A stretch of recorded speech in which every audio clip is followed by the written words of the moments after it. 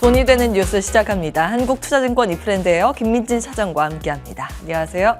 안녕하세요. 네, 새해 복 많이 받으세요. 네, 새해 복 많이 받으십시오. 오늘 개량한복 컨셉인데 어떤가요? 예, 단추가 상당히 눈에 띄는데 약간 한복 단추 같은 느낌이라서 예, 우리 이제 의상실에서 알아서 시즌에 맞춰서 준 것 같습니다. 네. 자, 오늘 우리 시장 분위기 역시나 이 주목도가 쏠리고 있는 테마 파트는 챗 GPT가 아닐까 싶습니다. 종목별로는 지금 뭐 등락이 갈리고 있는 상황이긴 하지만 거대한 메가 트렌드로서의 주목도가 올라가고 있기 때문에 첫 번째 기사는 이걸로 보도록 하겠습니다. AI 이제 반도체 경쟁까지 맞물리고 있는 상황이고요. 이거는 12월 23일 당잠사 화면인데 포브스에서 작년에 이미 올해의 AI 업계 8가지 예측을 했거든요. 챗 GPT가 여기에 들어가고요. 하드웨어 쪽의 로봇은 휴머노이드 로봇 쪽이 주목을 받을 것이다. 이런 이야기를 했고, 이제 구글링 많이 하시잖아요. 단어들을 포털 사이트 검색창에 딱 치면 그거 맞는 것들 우리가 이제 클릭해서 알아보고, 그런데 지금은 이거 뭐야? 이렇게 대화를 딱 하면은 거기에 적합한 이제 대화 형식으로 단문이 굉장히 이제 요즘 정확도가 올라간 결과물을 볼 수 있다라고 하는데, 이게 이제 앞으로 더 경쟁이 심해지면서 기술도가 이제 올라갈 것이란 그런 관점입니다. 여기 보시면 이것도 사실 언어 형태이고, 알파폴드도 그렇고 대규모 언어 모델도 그렇고 이제 언어 데이터가 굉장히 중요하다라는 걸 엿볼 수 있습니다. 다음 보겠습니다. 그런 관점에서 이제 하나의 키워드가 이렇게 새롭게 떠오르고 있거든요. 개인의 빅데이터를 많이 가지고 있는 기업일수록 유리하다라는 관점에서 보면 지금 미국도 그렇고 중국도 그렇고 우리나라도 그렇고 플랫폼 기업과 통신으로 양분해서 진행이 되고 있습니다. 미국은 거의 이제 플랫폼 기업들 구글이나 지금 마이크로소프트, 이런 기업들 위주로 진행이 빠르게 되고 있고요. 중국은 화웨이 등의 통신 기업이 진행이 되고 있고, 우리나라는 통신이랑 플랫폼이 같이 진행이 되고 있습니다.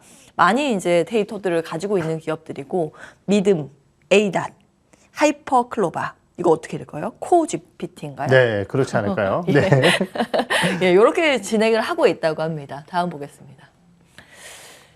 이걸 구동을 하기 위해서 인프라 측면에서는 반도체가 많이 들어가고 빅데이터도 필요하고 이런 상황입니다. 사실 지금 AI 발전의 초기 단계이기 때문에 정말 진정한 수혜가 어떤 기업이 되느냐는 지금 알 수는 없겠죠. 그 경로 형태를 염두에 두시면서 체크를 해보실 필요는 있겠고요. 우리는 어떤 관점으로 투자의 아이디어를 삼아봐야 할까? 이 시간에는 그걸 다루는 것이 조금 더 적합할 것 같습니다. 네, 사실은 뭐 얘기를 정말 많이 나눴었던 주제일 것 같고요. 저의 생각은 그렇습니다. 약간 우리나라 제약사 느낌이 난다라고 해야 될까요? 예전에 한미약품 기술 수출 나왔을 때 그거요? 그거 아니고? 그 정도도 아니죠, 아직. 왜냐면 그때는 빅파마들에게 기술 수출이라도 했죠.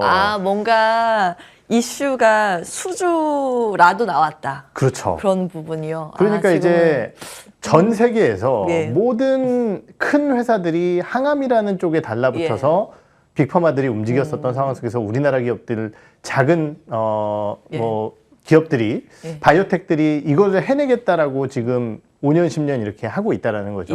성과를 보인 기업이 있을까라는 부분이고. 빅테크만 가지고 있는, 그러니까 제약이 없는 기술 개발 쪽으로 하는 쪽은 정말 지금 어렵죠. 사실 성과가 나오지 않아서요. 지금 이 내용 보유하고 계신 분들 입장에서는 굉장히 네 무슨 얘기하는 거야? 이렇게 생각을 하실 수도 있겠지만은 지금 글로벌적으로 이것도 어떻게 보면은 초기 단계라고 볼 수 있을 것 같습니다. 전 세계 모든 기업들이 이쪽의 산업에 어느 정도 주도권을 가지기 위해서 어마어마한 투자를 하고 있는 상황이고요. 실제적으로 이제 인간의 언어 데이터를 AI 쪽으로 접목시킨다는 것 자체는 굉장히 쉽지 않은 기술이다라는 얘기들이 과거부터 좀 많았었던 상황이었죠. 하지만은 이러한 부분들이 조금씩 전환되고 있다는 기대감. 하지만은 마이크로소프트가 투자한 회사는 우리나라의 AI 기업들이 아니고요. 미국의 오픈 AI입니다.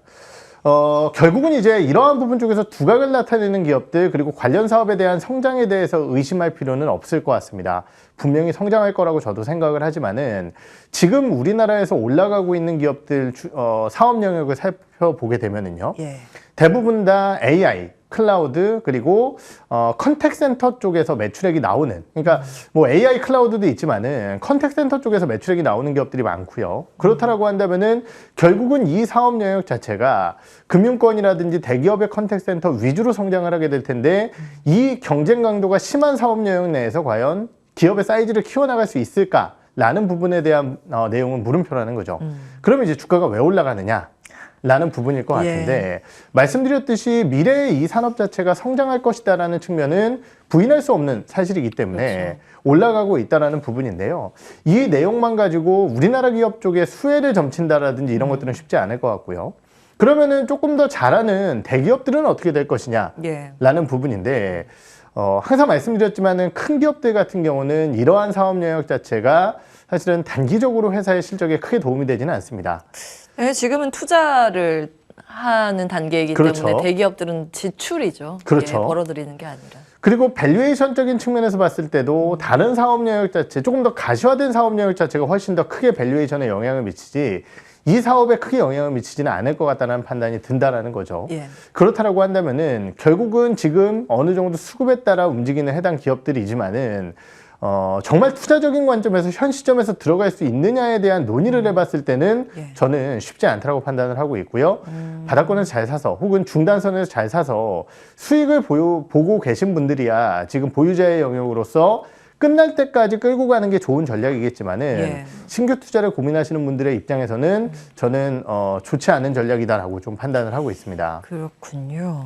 사실은 지금 움직이는 테마주는 그야말로 수급 논리에 기대서 움직이는 테마주이기 때문에 펀더멘털이나 이슈 분석하기는 쉽지는 않아요. 그래서 수급 데이터 이제 거의 이제 분마다 보셔야 되는 것도 종목도 굉장히 많으실 겁니다. 그런 관점에서 신규 투자, 신규 접근은 굉장히 주의를 기울여야 된다라는 말씀을 주셨고 그 와중에도 이게 움직이니까 저희가 또 안 짚어볼 수는 없기 때문에 덜 주목받거나 수급이 이제 초기로 몰리기 시작한 종목이 혹시나 있을까라는 관점은요. 항상 이제 2등주, 3등주는 안 봐야 되는 게 맞습니다. 그렇군요. 그런데 이제 어제 신고가를 처음으로 친 기업이 이제 KINX라는 기업이 있어요. 이 기업 같은 경우는 이제 뭐 하는 회사냐? IDC를 전문으로 하는 기업입니다. 인터넷 데이터 센터를 전문으로 하는 기업이고 결국은 이제 주요 플랫폼 기업들 아마존이라든지 알리바바 한국 쪽에 고객사를 확보를 하고 있는 상황인데요. 그렇다고 한다면 결국은 이제 아마존이나 알리바바 혹은 주요 플랫폼 기업들이 AI를 활용한 다양한 사업적인 측면을 확대시킬 것이다라는 거죠. 그렇다고 한다면 결국은 IDC 쪽에 대한 수요는 늘어날 가능성이 높고요. 동사 같은 경우는 이제 내년도에 과천 데이터 센터를 문 열게 되면은 캐파가 늘어나게 됩니다. 이러한 부분들에 따라 안정적인 실적 상승을 꾀할 수 있다라는 측면 정도가 눈에 띄지만은 역시 KINX도 폭발적인 이익 성장을 보일 만한 기업은 아니다라는 측면. 내년도는 모르겠지만은 그렇기 때문에 어제의 신고가로 조금은 다른 기업들보다 늦게 출발했다라는 측면에서 한 번 정도 관심 가질 수 있겠지만은 역시 부담 요소는 있다라고 평가를 드리고 싶어요. 예.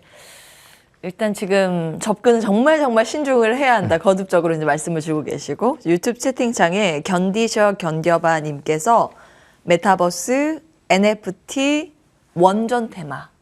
이게 이제 연상이 된다고 올려주셨는데 어떻게 좀 다른 점이 있을까요? 아니면은 궤가 비슷하다고 보세요?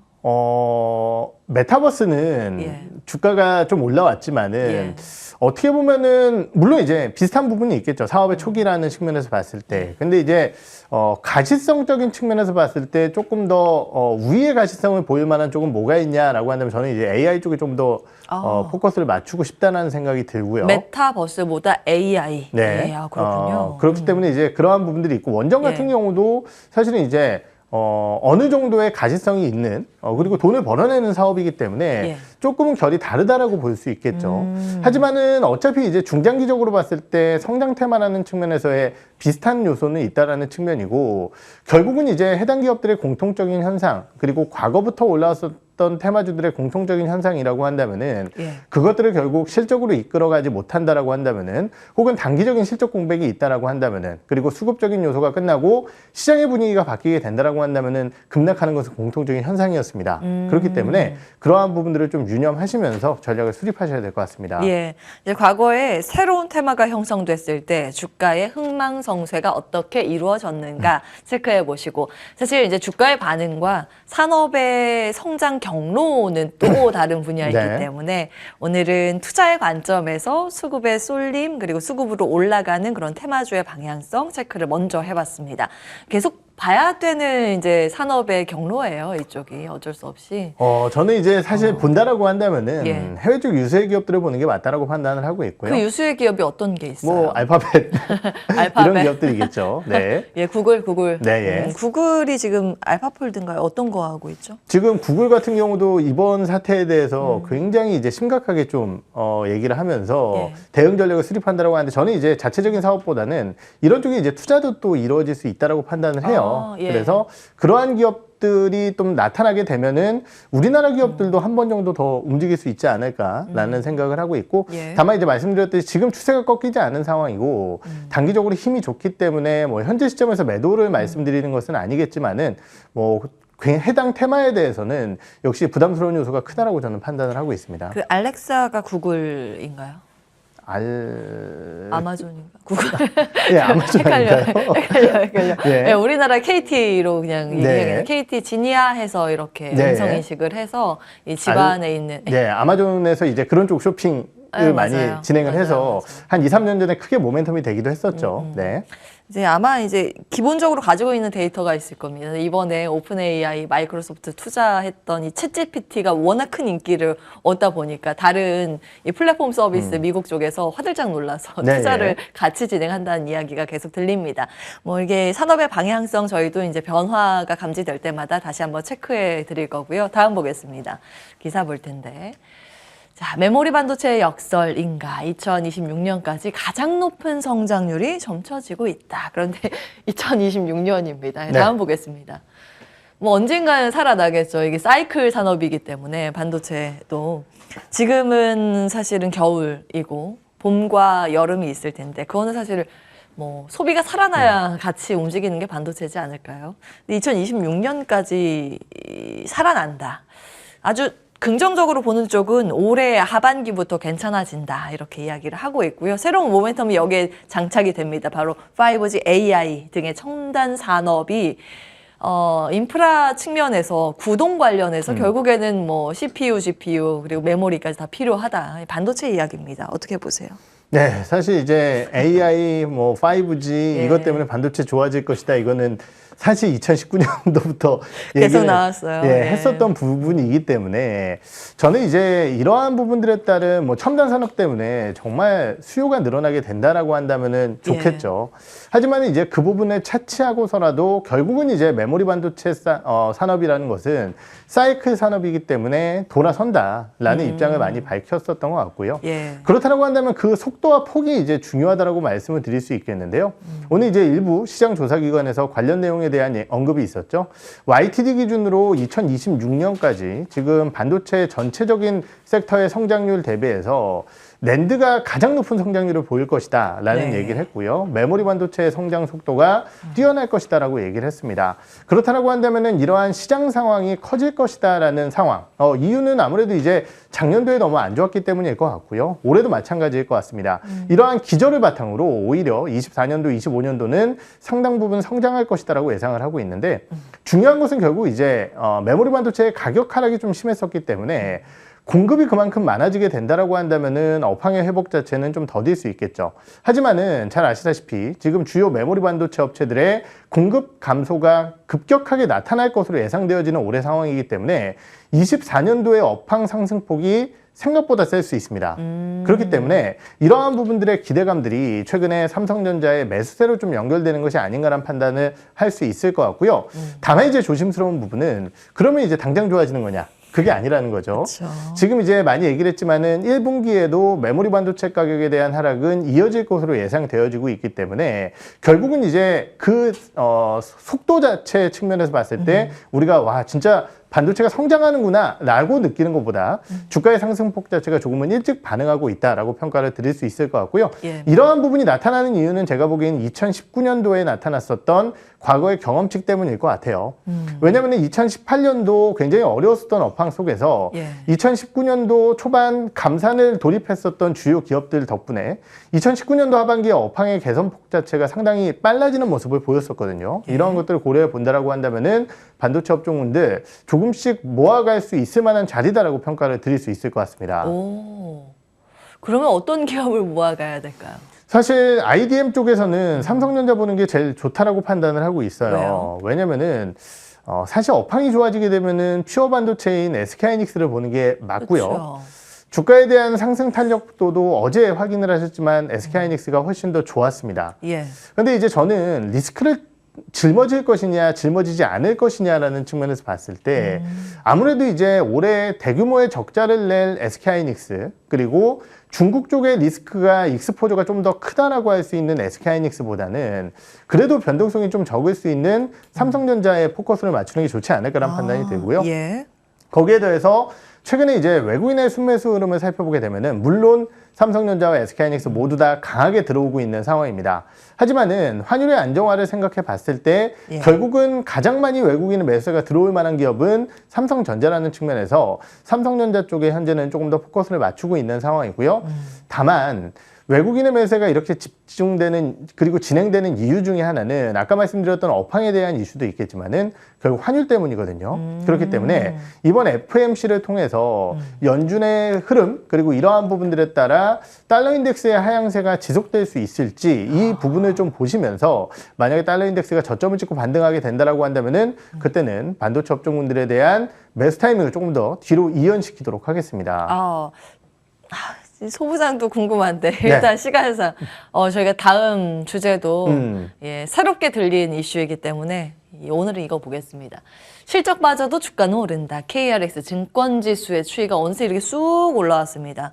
지금 1월 2일 대비했을 때 13% 정도 플러스인데 다음 보겠습니다. 증권업 실적보다 지수와 연동한 게 당연한 내용이겠지만 네. 최근 들어서 증권형 토큰이라는 개념이 또 등장을 했습니다. 이거부터 설명 부탁드릴게요. 네, 관련 내용은 그냥 이제 우리가 흔히 얘기하는 토큰을 제도권에 편입을 시켜서 이제 증권사 쪽에서 여러 가지 거래 시스템을 마련해서 이제 매매를 시키겠다. 뭐 이러한 거래소 쪽과 이런 움직임이라고 좀 보시면 될 것 같은데요. 듣자 하니 보통 부동산 조각 투자할 수 있게 하는 그렇죠. 그런 것들도 있고요. NFT랑 뭐가 달라요? NFT, 증권형 NFT라고 보시면 될 것 같아요. 근데 이제 그게 다양한 사업 영역이 있다라고 한다면은 그것을 아무래도 이제 증권 쪽과 좀 연계시킨다라고 했을 때 증권사의 사업 영역이라는 것 자체는 아무래도 이제 부동산 쪽이 또 상당히 커져 있는 상황이기 때문에 이러한 부분들과 연계를 시킨다라는 부분일 것 같은데요. 예. 저는 이 내용에 대해서는 사실 뭐 판단 자체는 뭐 보수적인 판단을 좀 하는 이유가 된다 안 된다를 떠나서 증권사들의 절대적인 이익 규모에서 과연 이게 얼마나 도움이 될 것인가 라는 부분이고요.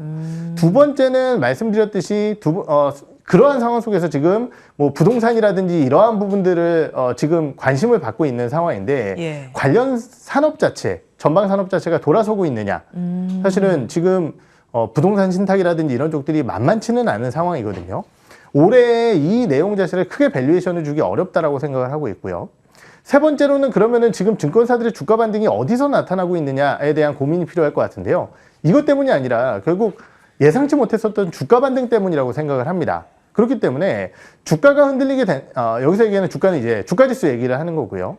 이쪽이 흔들리게 된다라고 한다면은 증권사들의 최근 반등은 결국 NFT 뭐 사업 도입 이런 것들을 무시하고 빠질 가능성이 높다라고 판단을 하고 있기 때문에 이 내용 자체를 증권사의 실적이나 혹은 밸류에이션에 더하기에는 이른 구간이 있지 않을까라는 평가를 드릴 수 있을 것 같습니다. 이게 갑자기 어제 테마주가 형성이 되면서 뭐 흐름 딱 보다가 두나무 테마주가 급등을 하길래 두나무가 무슨 이슈가 있었나 했더니 이거 증권형 토큰 관련 기업이 거기에 포함이 돼가지고 증권형 토큰은 사실 이제 얘기가 나온 게 작년부터 시스템 준비를 했기 때문에 관련 이슈들은 예전부터 있었던 상황이었거든요.